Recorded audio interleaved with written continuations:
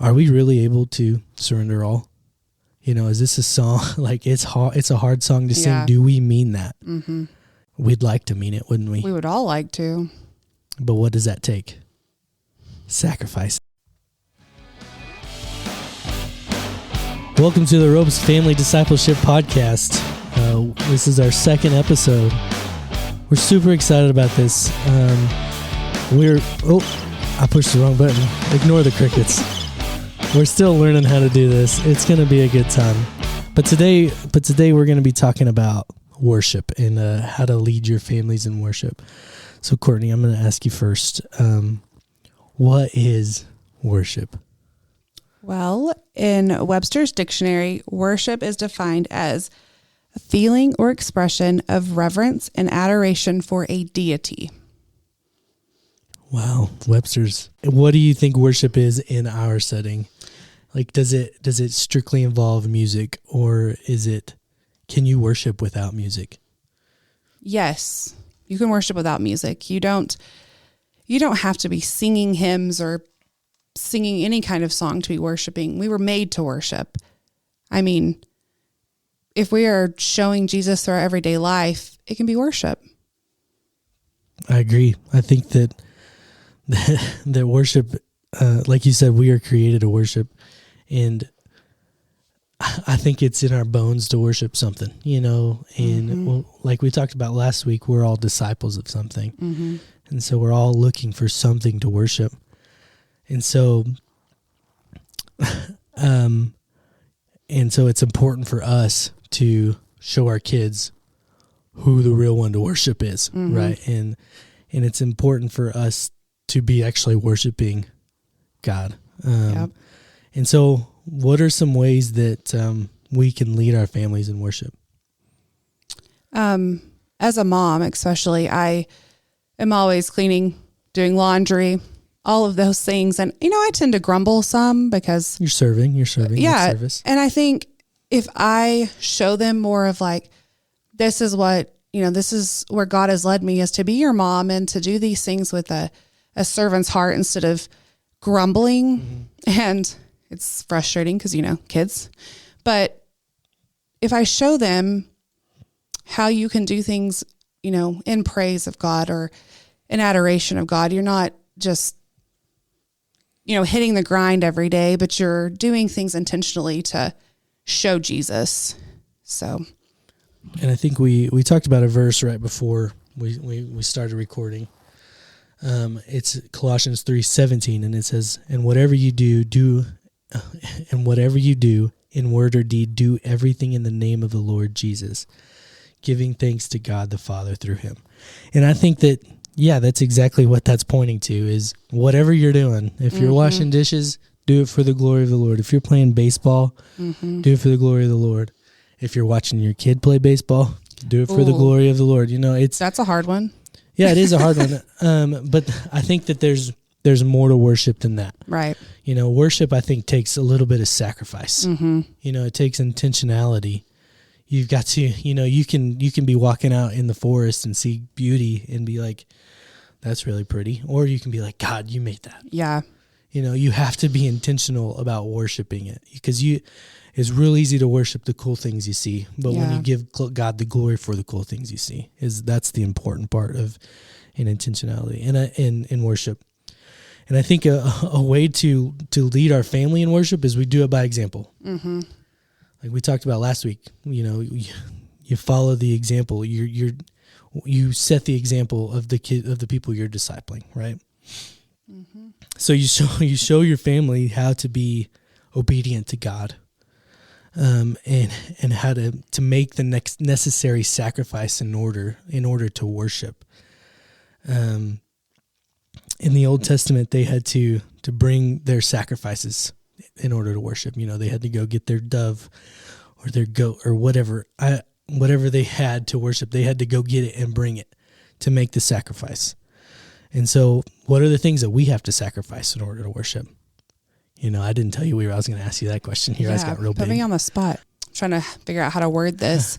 Maybe things that we want. Yeah. Or things that we think we want. Yeah. I mean, we can't just always have exactly what we want if it's not what God has, in exactly. store for us. So you can think of like our church worship service, right? Mm-hmm. And so what do you have to give up to be here?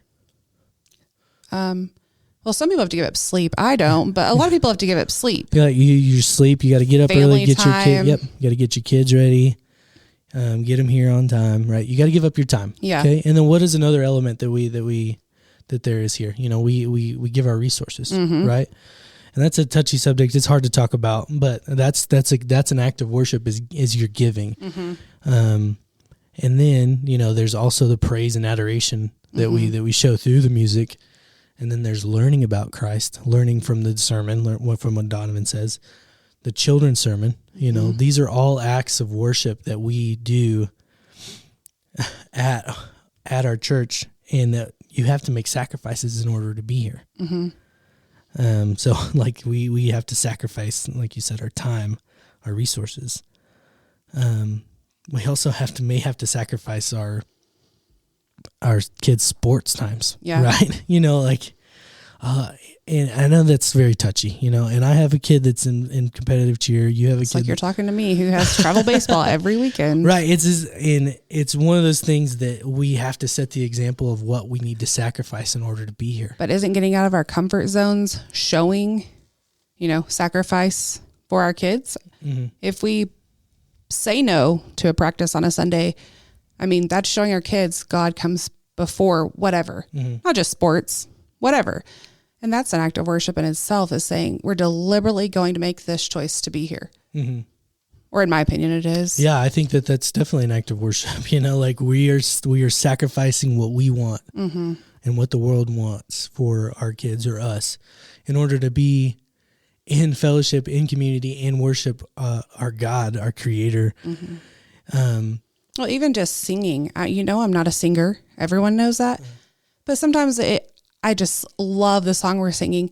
So I get out of my comfort zone to actually sing instead of mouth the words. Sorry to say, but and that's hard in itself, because I'm like, what if somebody hears me? Yeah, it's terrible. It takes humility. It takes being humble in order to, you got to humble yourself in front of your God, in front of your Creator, in order to worship. And another thing is, worship isn't about us. Right. Everybody has their own preferences, but it's not about us. The songs we sing, they're not about us. That's true. Sometimes we say, I will worship you, or I will do these things, but that's not about us. Or, trying to think of the songs we sang yesterday. I Surrender All. We sang that one. And a deacon in our church texted me last night after church, and he said, are we really able to surrender all? Is this a song? Like, it's a hard song to sing. Do we mean that?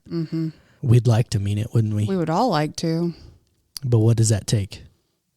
Sacrifice and surrender. A lot of sacrifice. Like you said, our kids are looking to us for an example.